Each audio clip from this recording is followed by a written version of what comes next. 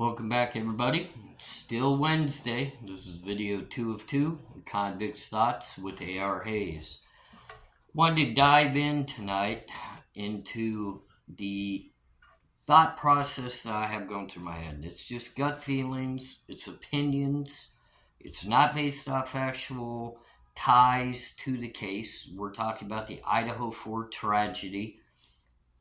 I personally have drove my mind a little nutty to figure out how some of these things would not play a factor in the investigation in this crime. I can't find a reasoning why they wouldn't, but I'm not a part of LE. I'm not a part of the FBI. I was not on the ground in Moscow, Idaho, trying to figure this case out based off of the evidence found within the home.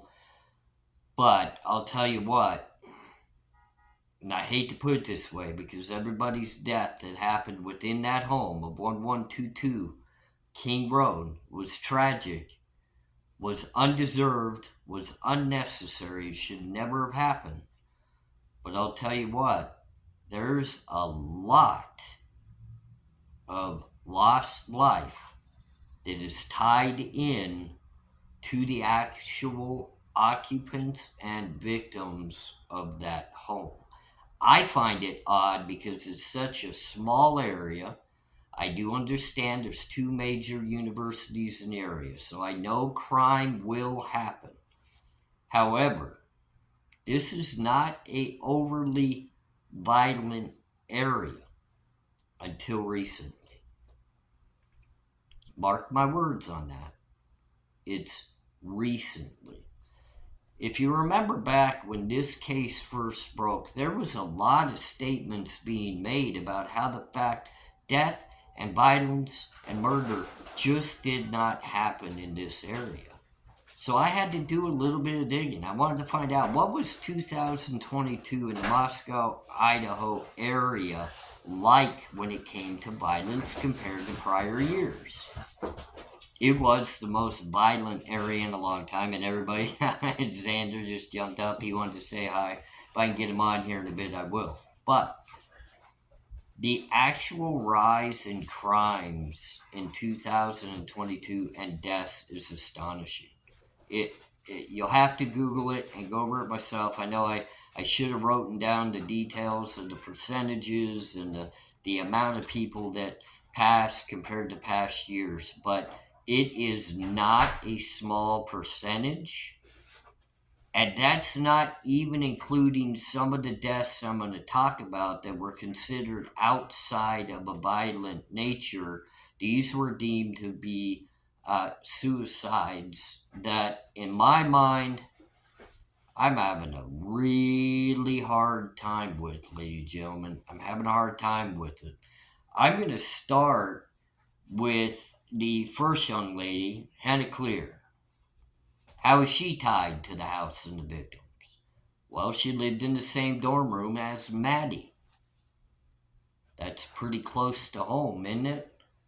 Now, it's said that she actually passed via the self-induced suicide on February 22nd, drug overdose of taking either sleeping pills or another form of pills. They didn't actually make it 100% specific what she had taken, but many in their minds have felt as though it was some sort of sleeping pill. That's February of 2022, ladies and gentlemen. Stated, and it's been stated by a few different sources. I'm not close to any of the sources, and none of them have ever spoken with me, and I've never spoken with them. This is only done through research. But sources have said that Hannah was bullied and bullied by Maddie.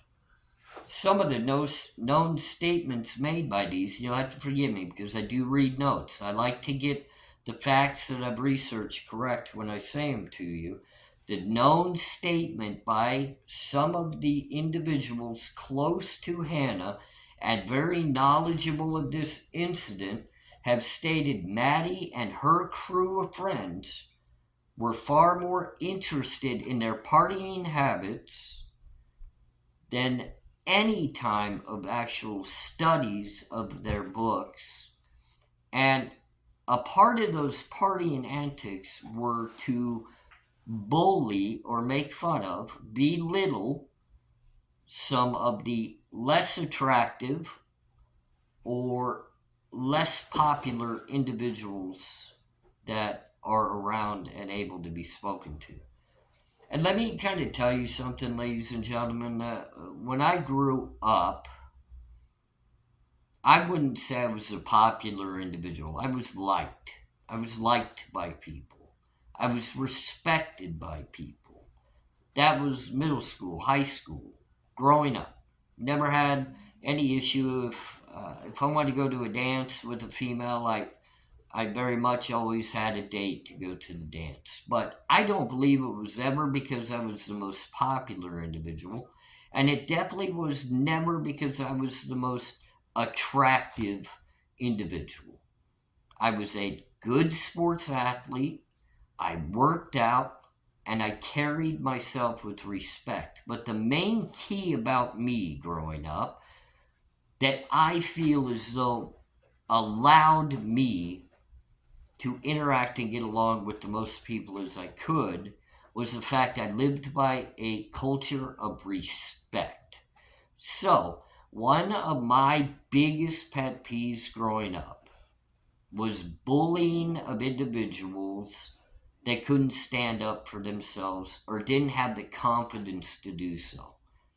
I personally had no problem boxing you up in the locker room or in any part of the school. I didn't care. If you wanted to box it up, let's box it up. It didn't even matter about confidence to me. It mattered that you weren't going to disrespect me, and if I caught you disrespecting somebody else, we were going to handle business. And I had no problem throwing fists with you. I had no problem getting violent with you. But I'll tell you this, I did not like seeing the bullying. So when I hear of this young lady possibly being bullied by somebody that was deemed to be more popular, it's frustrating to me. Does that mean that Maddie deserved to lose her life if that was the case, that she did bully this young lady? Absolutely not. I never said that when I took to bullies that I went after their lives. That was not the case. I taught them a lesson with a little dink and dunk and a few little slaps, but it was never anything more violent than that. I don't respect, if anything, ever reciprocated because of this. And there's been rumor that there could be some person within the family that may have sought retribution, even though the father said it was a clear slate.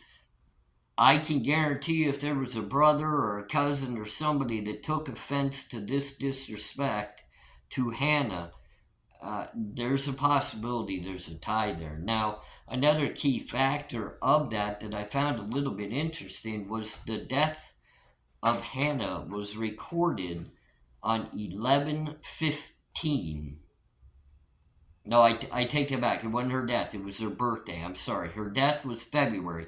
Her birthday was the 15th of November. Just 2 days. 2 days after this incident transpired. Could that be a deal? Could that be a big deal? It could possibly be. Hannah, we all send our prayers up to you. We all send you all of our love. And we hope that you're shining down on everybody with those beautiful, beautiful traits that you carried life with. And we miss you very much. Even though I didn't know you, I miss you. Just in my research, I find you to be a beautiful young lady, very intelligent, and it's a truly a loss.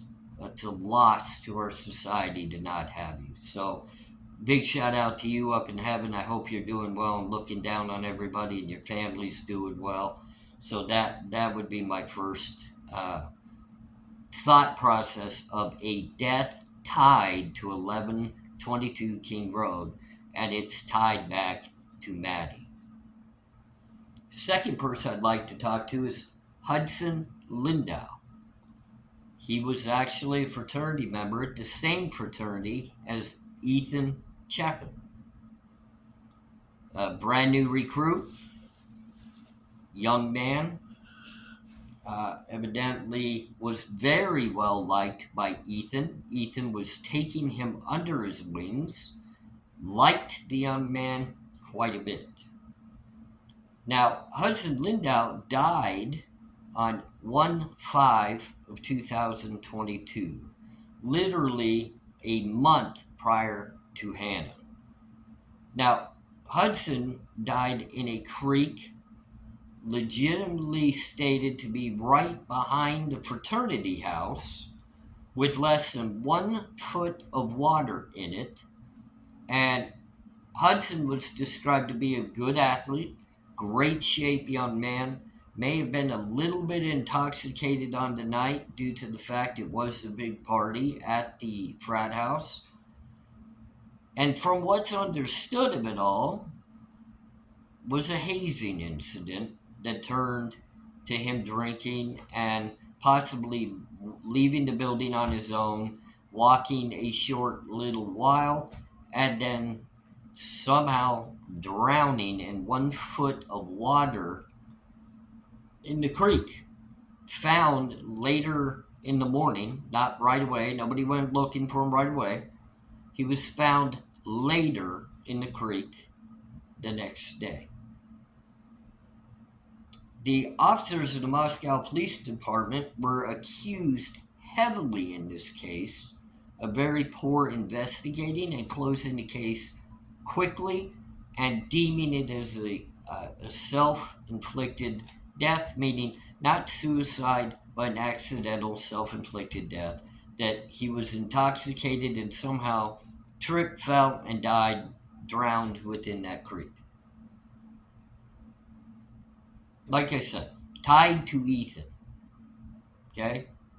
Major player of the 1122 King Road tragedy. However, Ethan was not the only one this young man was tied to. Xana, Ethan's girlfriend, was in attendance the night of the drowning. Maddie was in attendance the night of the drowning. Jake, Maddie's boyfriend, was in attendance the night of the drowning. Jack Showalter was in attendance the night of the drowning.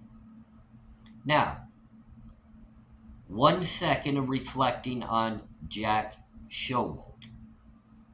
I don't know if the young man had any involvement within anything that happened the tragic night of 11/13 of 2022 where the 4 students lost their lives. But I do know this. He was the escort, supposed protector for Kaylee and Maddie that night that was heard on camera making the statement, "They're going to get you," after Maddie told Kaylee she had told Adam everything. Now, Adam, many people are projecting back to be the actual bartender at the bar, as if Maddie had spoken to Adam and spilled everything, and maybe that played a part into a lot of things, because that was Kaylee's boyfriend's roommate.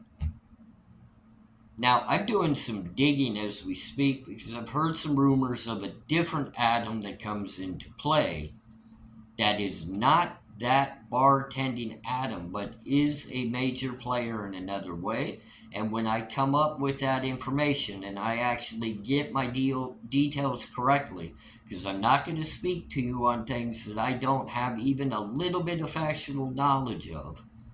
And I know nothing of this Adam so far other than the few things I've heard rumor-wise. But it is not the Adam from the bar. It is not the Adam that is the roommate to Jack DeCoeur. This is a different Adam, a different scenario. And from what I understand, it's a pretty necessary thing to look into. So I'm going to do that.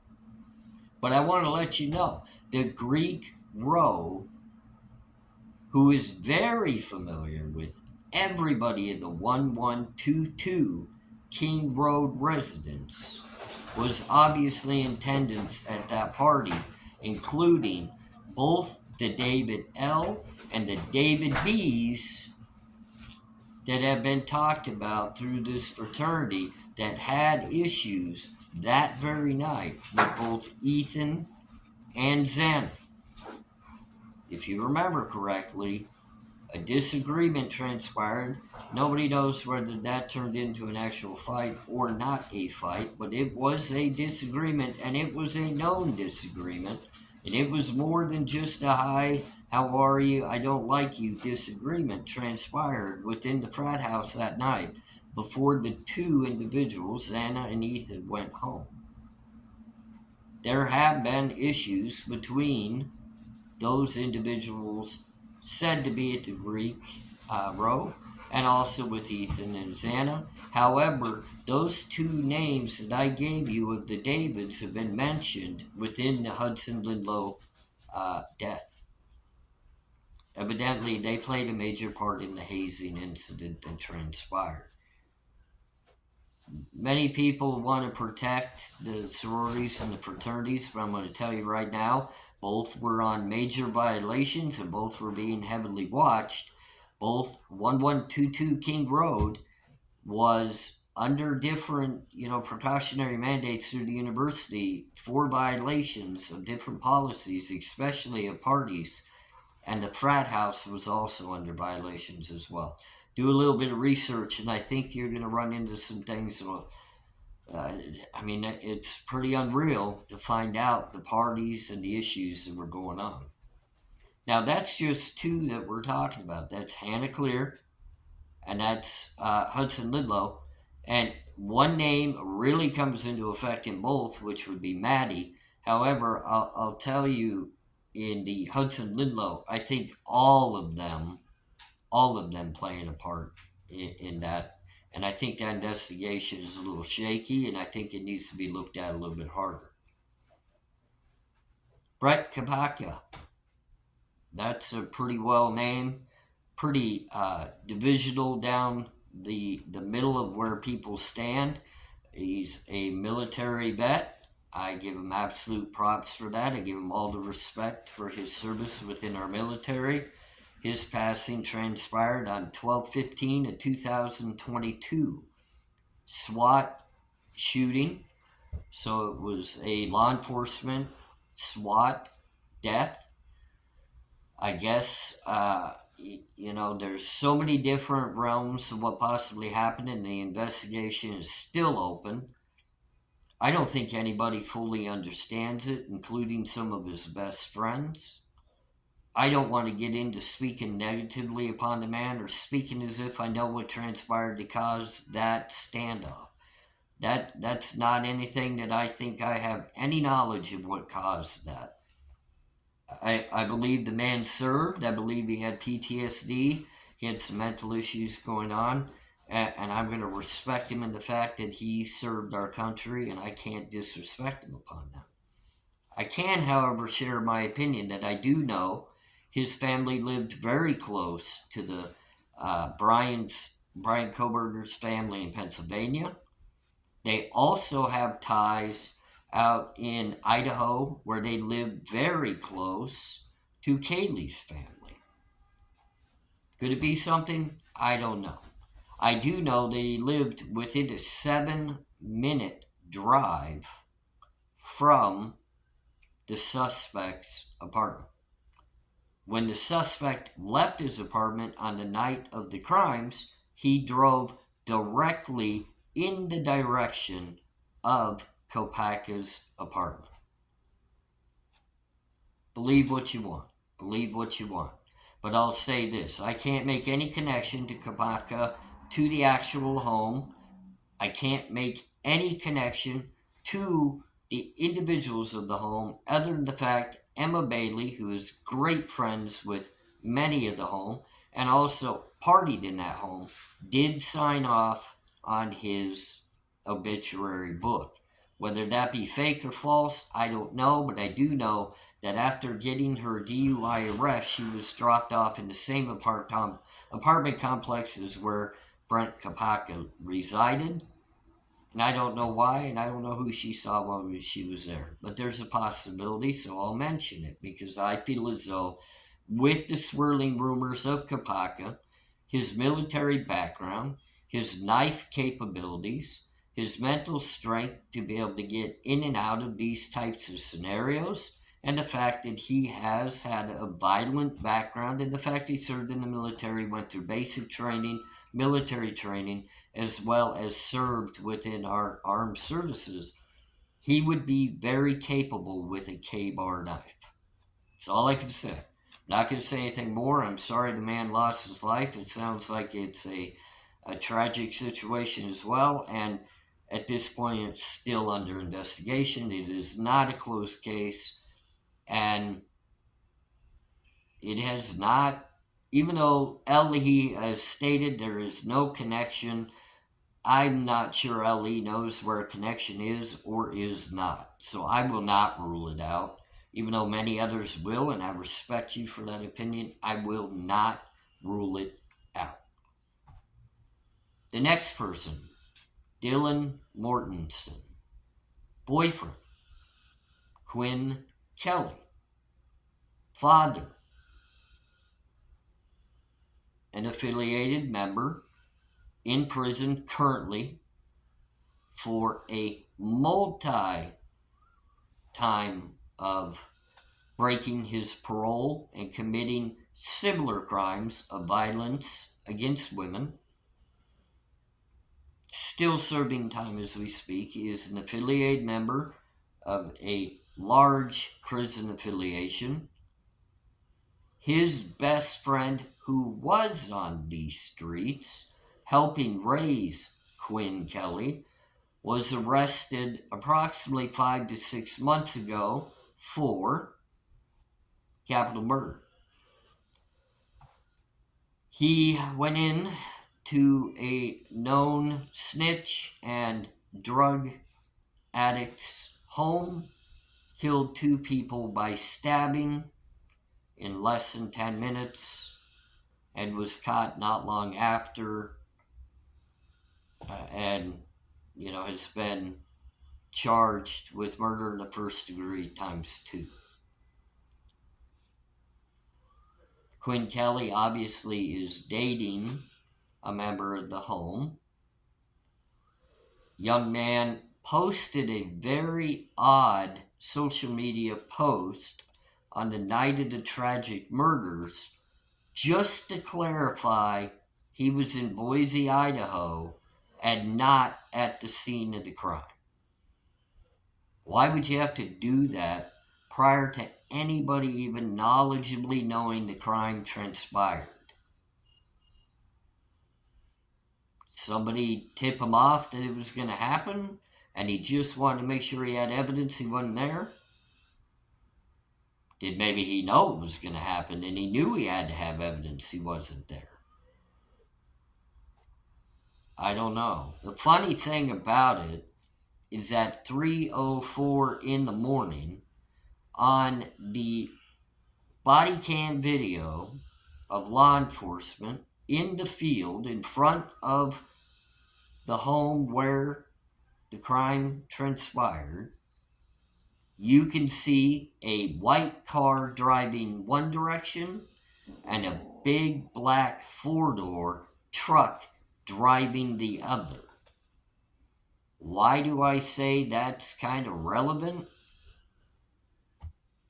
Quinn Kelly owns a big black 4-door truck that Dylan Mortensen has had numerous pictures taken of her in and in front of, and some people have reached out and stated that those pictures were all taken in Moscow, Idaho, where he states he's never been before. Maybe you just let people drive your truck. I guess that's understandable. Quinn Kelly's really good best friend, a young lady who is also very good friends with Dylan Mortensen, drives a white Elantra, also from Boise. Could that white Elantra have also been in Moscow, Idaho, at 4 o'clock in the morning, driving with the black four-door truck right around the scene, caught on body cam footage. I don't know. Do you? Does anybody have a good idea whose white Elantra that was in the area? Dr. Thrifty was the YouTuber back then. I'm not sure what his name is now or whether his videos have been taken down, because it clearly showed the white Elantra and the black four-door truck, and now you cannot find any of his YouTubes anymore. And I have found him as a whole different YouTube name, still discussing the case, but none of those videos are found. The mother of one of the fraternity members, David B., who I have always had an instinct and feeling about, the mother drives a white Elantra. It's been noted, documented, seen in front of her home. Can you discount that? Was somebody maybe driving that white Elantra on the very night? Guys, there are so many ties to this home that come back to drugs. They come back to deaths. It's a scary idea of how little this world is and how many people can be connected, and how a whole swirling situation can be pinpointed on one individual that's not even from the area. So I'm going to finish it out with one last person that could be deemed close to individuals within this home and close to this case that comes back with death involvement. So Mr. Gonsalves has spoken very loudly about the loss of his daughter, and I see the pain, and I truly feel for him as a father for losing your daughter.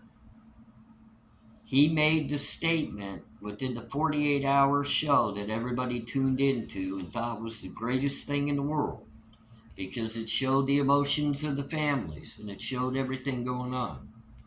And he made a clear-cut statement that everybody in this case better buckle up and be ready to be drugged through the mud.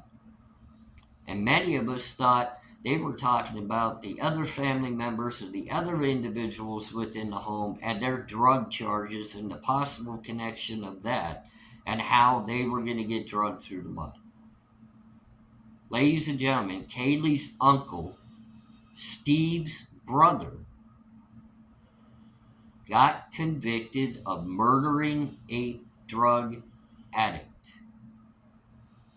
He's also a murderer. Drug involvement. Does that mean there's a bigger scenario that can play into all of this? For everybody that calls people that find these outside ideas as conspiracy theories, I call that ignorance.